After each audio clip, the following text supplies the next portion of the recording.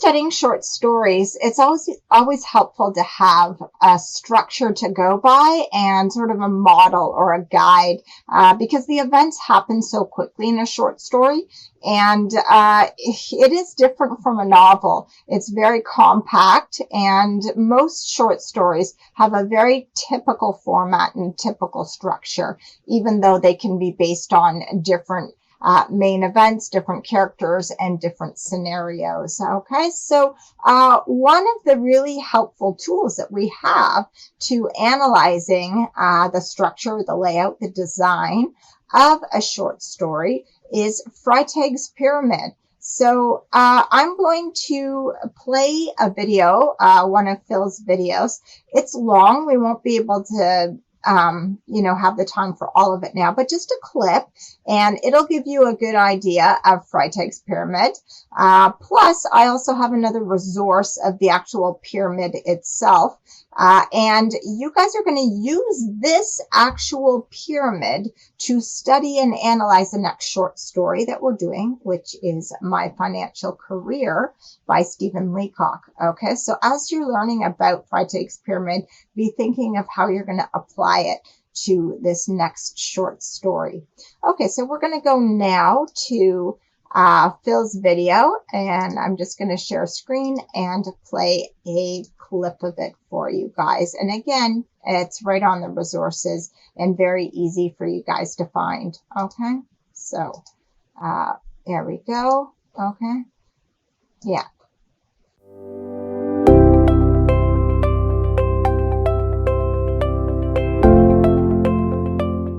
All right, so we're in lesson 3 of the short fiction unit.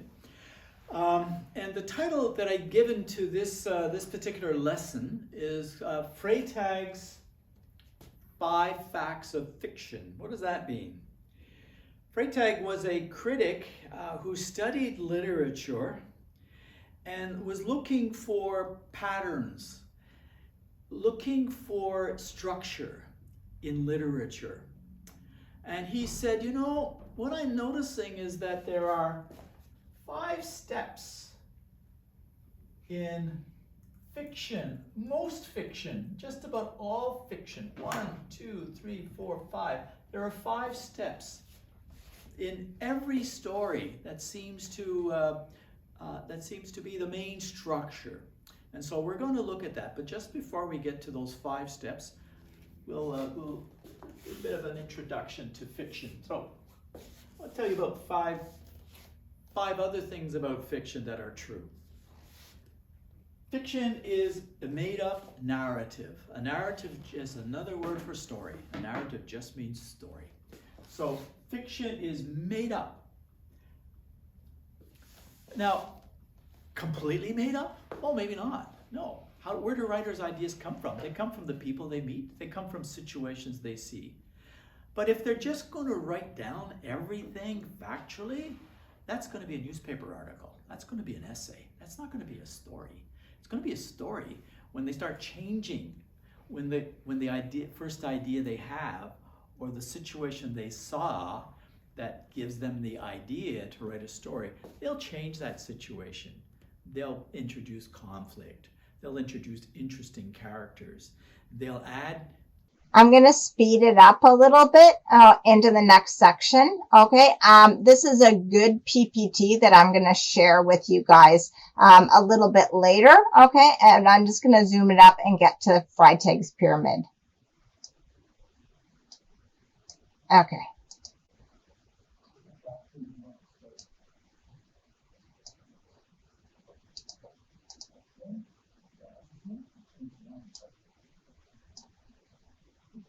Then you grabbing the child and pulling them safely back onto the sidewalk. Your climax. That's the turning point, yeah? That child is saved. Phew. Shifts. Turning point. No tragedy. Falling action. Things start to fall into place. Oh, let me clear that for you. Falling action. Falling action. What follows the climax? The mother comes running out of the store. Oh, my God, my child ran away. You saved my child. Thank you so much. That's the falling action. She gives you a big hug and a $100 bill. Thank you for saving my child. That would be your resolution, where everything. You walk down the street feeling good, and the child is safe, and the mother takes the child home. That's what we use a French word sometimes, denouement. Okay, I'm going to stop share here. Okay, so there we go. That's a brief introduction to Freytag's pyramid, and it's all sort of encompassed in that PPT. I have another resource now that I'm going to share with you that outlines the actual pyramid, okay?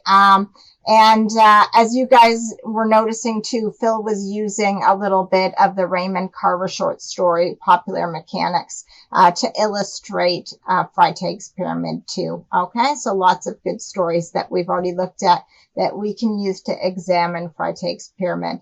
Okay, here we go. This is it. This is the pyramid itself. Now, again, when you guys call it up yourself, you'll be able to see a little bit, more in depth. I'm trying to make it bigger for you.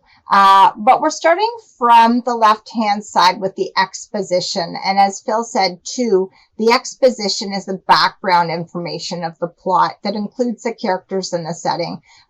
If we look at Popular Mechanics, it did give us a little bit of background information. The weather wasn't great. It set the scene for a little bit of anxiety. It was dark. It was stormy. Again, in a short story, you have to be fast because you don't have a lot of time to sort of set it. It's going to lead right into the initial incident, and that's the inciting incident, the same thing. That's going to spark, like a small little spark that's going to ignite everything and lead into the rising action and the tension. Okay, so here we are on the climb, the third star here, the rising action.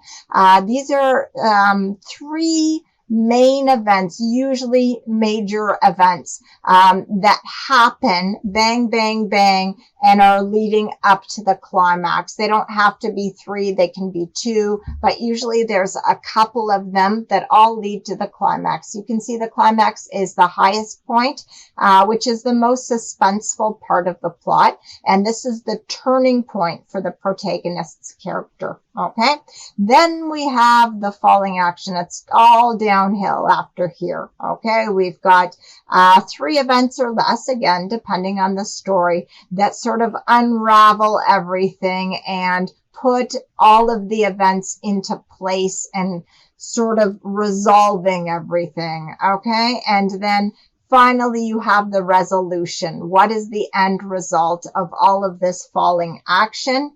And then at the end of the story, you have the denouement. So that's really, what are we left with? How did things totally wrap up? Okay, that's tightening up of all of the loose ends. All right, does anybody have any questions? So this is a really helpful guide, that one, and I would use that, okay, as well as the PPT, which I will be posting a little bit later to help you. But this really isolates Freytag's pyramid, and you can use this exact one as a model for your assignment, your as learning that you guys are going to do tomorrow. Okay.